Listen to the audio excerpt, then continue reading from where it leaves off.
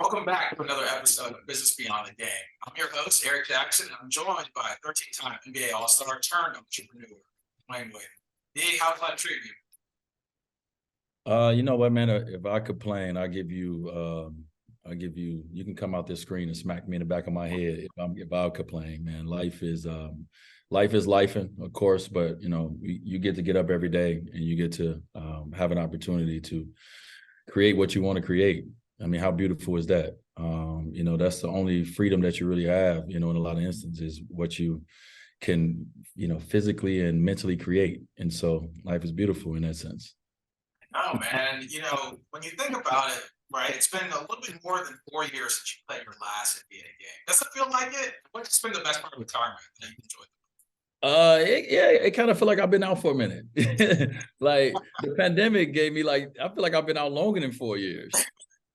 But the best part of retirement, has been getting an opportunity to, kind of learn me in a sense. I think when you play sports, you become certain characters that you have to become, right? You become Flash when you need to. You become, when you're an athlete, you got to be, always strong, always, tough, always this and that. Well, in this real world, man, I'm able to be vulnerable. Like I'm vulnerable in front of the world when I talk about my kids. I'm able to be things that as an athlete I probably wasn't as comfortable or people didn't expect. Well, it's different now. So it's a lot of difference. But I do take a lot of things that I learned from being an athlete, and I do bring those things to this life. And a lot of it is time management, right? Learn how to manage my day, learn how to manage my schedule, learn how to manage my relationships, all these different things. And so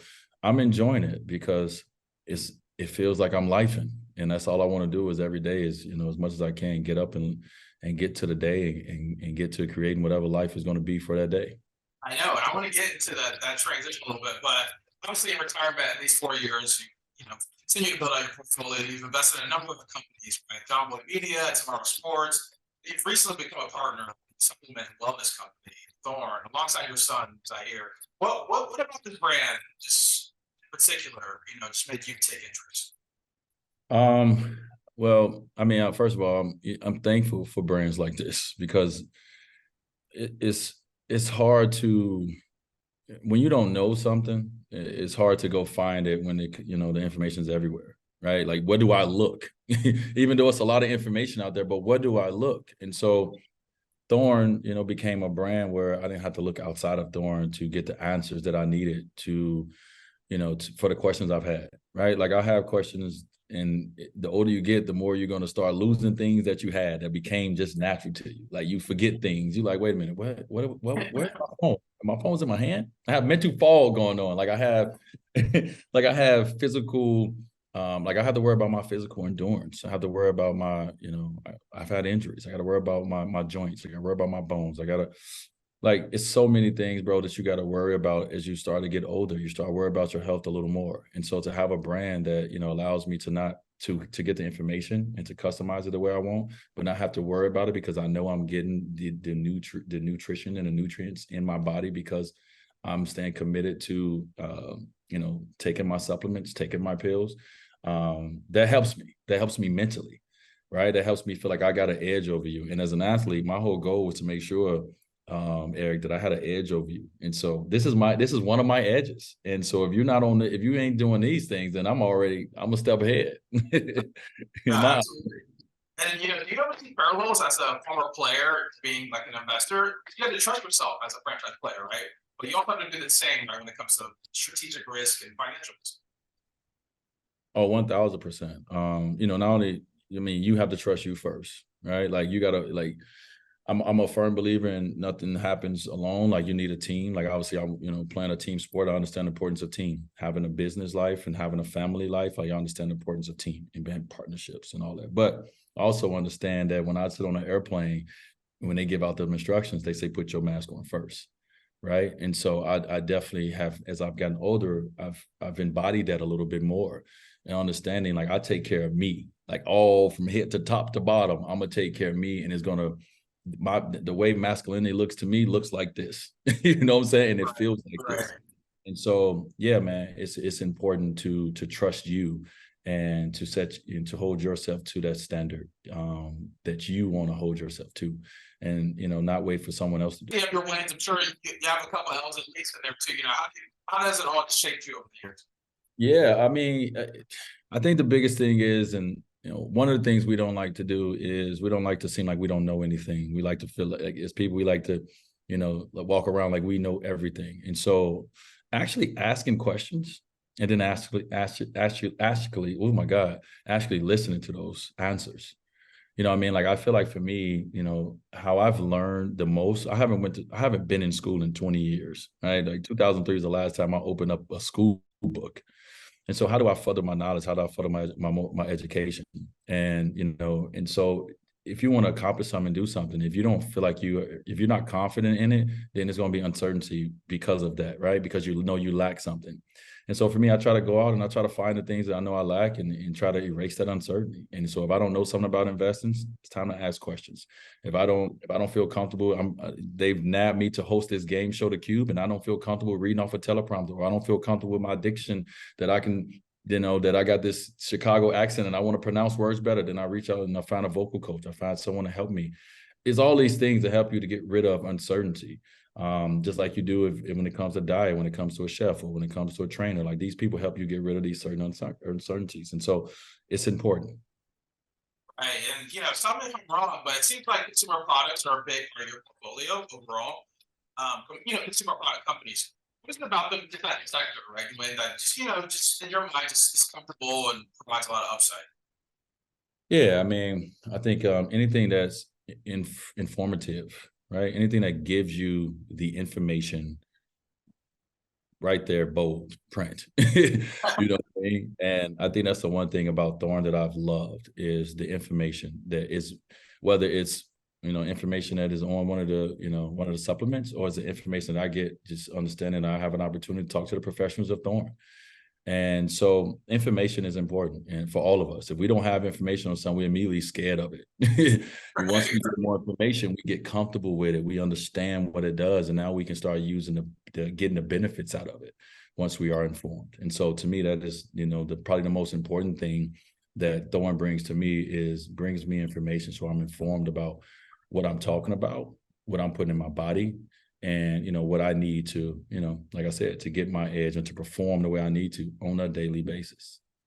I know. And speaking of athletics and performance, you've also invested in sports related companies, including the Utah Jazz.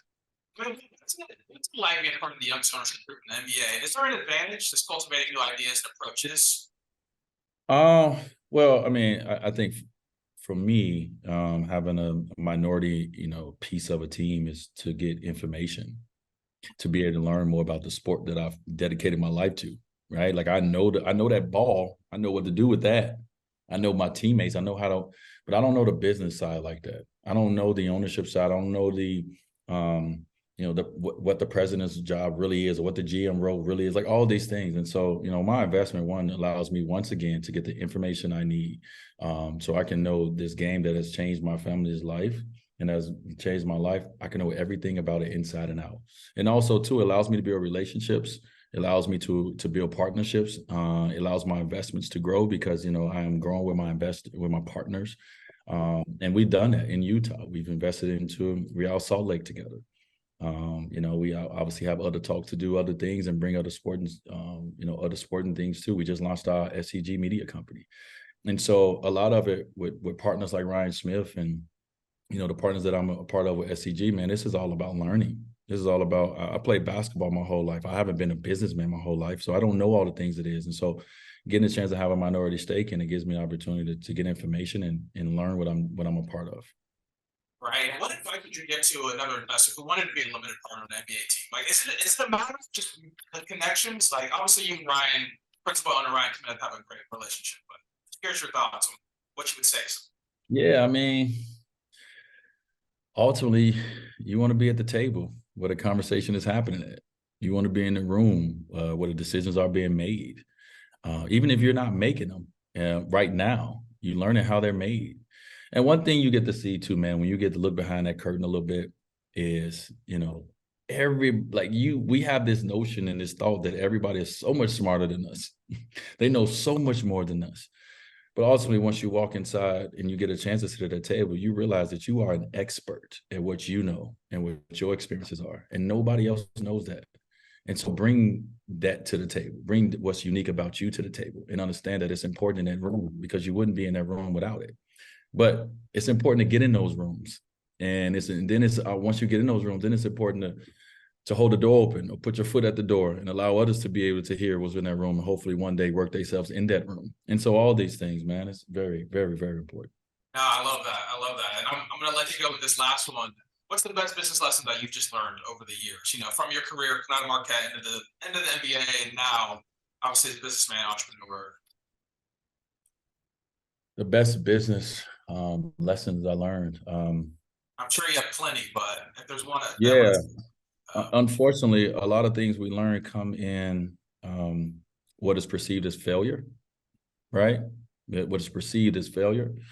And that's investments going wrong, that's ventures going bad, that's lawsuits. I've been sued by partners. I've invested in things that, you know, because of the wrong thing. I've invested in, you know, like I love to invest in people, but sometimes you invest because, you know, it was a great idea from your homeboy and y'all was like, yeah, we're going to do this. Bad move.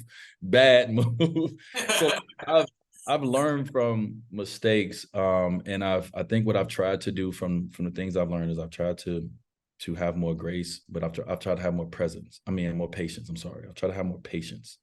And I think, you know, when I come from a world of like instant, like scoring a basket is instant gratification. In business, you better not look for instant gratification, because you're going to get, it's not going to happen. It takes time and it takes patience. And so that would be my word to anybody in business is have patience to ask questions, have patience to learn, have patience to allow things to develop and grow. And that's what I'm learning, because sometimes I'll be like, yo, we've been doing this for 2 years. Forget this. You know what I mean? Like, I want it now. You're ready to score, right? You're ready to score, right? Yeah, man. Love that, man. Patience. Well, I appreciate you all for turning in another episode of Let's Beyond the Game. There you have it, folks. 3-time NBA champ, investor, family man, Dwyane Wade. Thanks for joining us. Man, thank you, brother. Appreciate it.